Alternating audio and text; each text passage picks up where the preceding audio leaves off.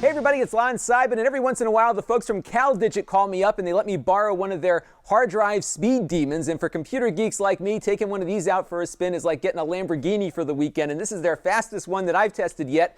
This is called the CalDigit T4, and this is a Thunderbolt drive array with 4 disks that can be configured in a whole bunch of different ways, and we're going to look at 2 configurations today in this review. So this has got 4 3-terabyte Toshiba drives on board already, so you can get up to 12 terabytes of storage. You get a little key fob here to pop the drives out, and you can just take them out like so. These are just standard SATA drives, and then you can pop them back in if you so choose and lock it back. And then you also have a little hex key on here, so you can tighten these little screws up, and that'll prevent the drives from being taken out without authorization. The connection is pretty simple, actually. It just connects with a Thunderbolt cable that goes back to your Mac. I believe it works with compatible Windows devices also, but this is really kind of aimed at Mac users. So let's fire this up and see how fast it is. All right, we've got my favorite Blackmagic disk speed test here, and we can see we're getting sustained writes at over 500 megabytes per second, as well as on the read side. Now, right now, the drive is configured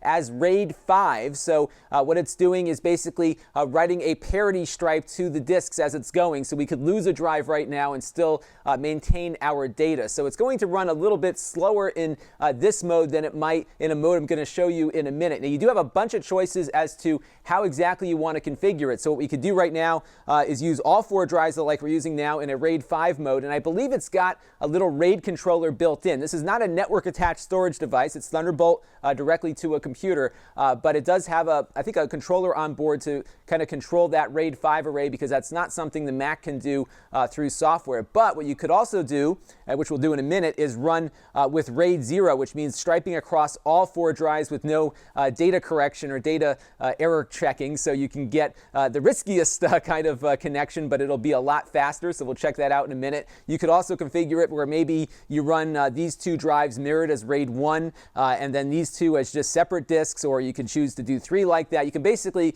configure this thing any way you want to configure it, and we'll step through their little utility right now so you can see what happens there. It's got this little memory resident utility, which doesn't really want to go away. It's a little hard to uninstall, and even if you force quit the app, it'll reappear. So that's one thing I'm a little anxious about. Hopefully they'll be able to fix that. But it has a lot of basic functions on here. You can manage the RAID from here. You can go ahead and actually just delete the RAID, which I'm going to do right now because we're going to reconfigure it here in a second.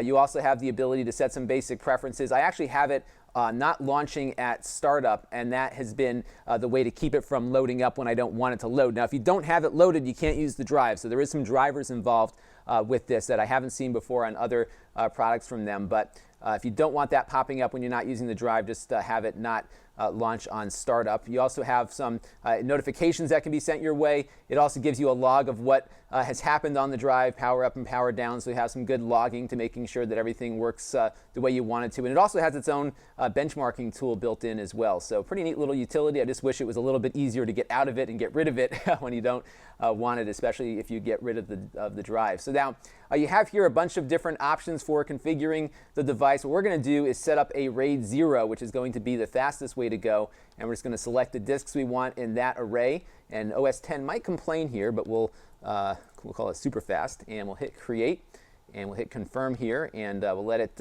get that drive array configured. And yeah, you'll see this little error from OS X pop up when you do set that configuration. But we're going now to repeat that test we did before and see how fast we can get this thing. All right, so we got our array reconfigured. You see here we got 12 terabytes available, and if I take a look at the disk speed test we have running in the background, look at those speeds. Wow, it's going about over 700 and something megabytes per second, which is really fast. And if I pull up my little handy calculator here, we can get an idea as to how fast that really is. So 744 megabytes per second, which was kind of what we're seeing here, is almost 6 gigabits per second of speed. Now, Thunderbolt 1, which is what my MacBook here has on board, can do a maximum of 10 gigabits per second, but still, I've seen very few Thunderbolt devices that are reasonably within reach of consumers that get anywhere near this speed. Now, of course, we've got 4 drives running here, basically striping across. This is probably the least responsible way to run a RAID array, because if we lose any of these drives, that data is gone. But it does give you an idea of